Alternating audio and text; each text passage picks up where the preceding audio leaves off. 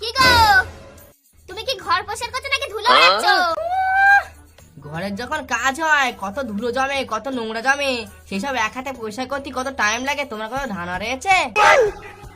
আমি হচ্ছে একটা আদর্শ পুরুষ। হ্যাঁ হ্যাঁ, সংসারের প্রতি আমার একটা দায়িত্ব জ্ঞান রয়েছে। আমি কি ওই রাম বেটা ছেলে নাকি বউরেতে সব কাজ করাবো? আর আমি ওরকম বউ না যে স্বামী থাকতে নিজে সব কাজ করো। ইস, নাও নাও নাও, কাজ করে অনেক কষ্ট হয়ে গেছে, ঘরে গিয়ে না নিয়ে সব বাসনগুলো মেজে ফেলো, তারপরে তুমি কাপড়গুলো কেচো।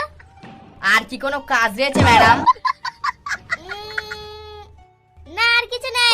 তুমি এইগুলো করে স্নান করে এসো, তারপর রান্নাটা করে আমার দেখো, আমরা দুজন একসাথে খাবো। ও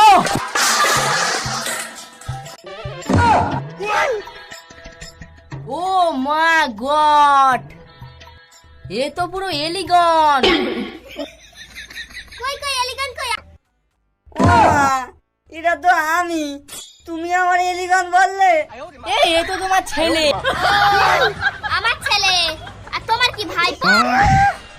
যখনই বাবু কোনো ভালো কাজ করবে, আমার ছেলে আমার ছেলে, আমার বাপের বাড়ির মতো হয়েছে, আমার ভাইদের মতো হয়েছে। আর যখনই কোনো খারাপ কাজ করবে, নাও এ তোমার ছেলে, তোমার বংশ খারাপ, তোমার রক্ত খারাপ। শোনো, গরম জলে চা দিলে চা হয়ে যায় না, আসলে চিনি আর দুধ লাগে। চিনি আর দুধ তো হচ্ছে তোমার বাপের বাড়ির লোক, আর আমরা হচ্ছে সব চা পাতা। একটু বেশি দিলে তেতো হয়ে যায়, আবার কম দিলে লিকার হয় না। বেশি চা চা করো না, গরম চা দে না, তোমার গায়ে ঢেলে দেবো। ও মা, শিল্পা আমার গায়ে রং দিয়েছে। একটা বটি দাও দিনে, আজকে ওরে কাটবো। এই শালা শিওর আমার ছেলে। আমি লাইন দিয়ে লাইনটা ধরনি, টানা ভেবা করতে করতে বাড়ি চলে এসেছে। হ্যাঁ চুপ কর, দাঁড়া। এই নে, যে মেয়ে তোর রং মাখিয়েছে, ওই মেয়েটার মাথায় গিয়ে সিঁদুর পটি দে।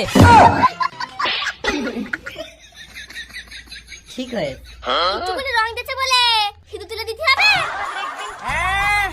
এইরকম যদি কাঞ্চনা বৌদি আমার রং মাখাতো না, তাহলে আমি ডাইরেক্ট এরকম সিঁদুর তুলে দিত। দাঁড়া, তোমার আজ করে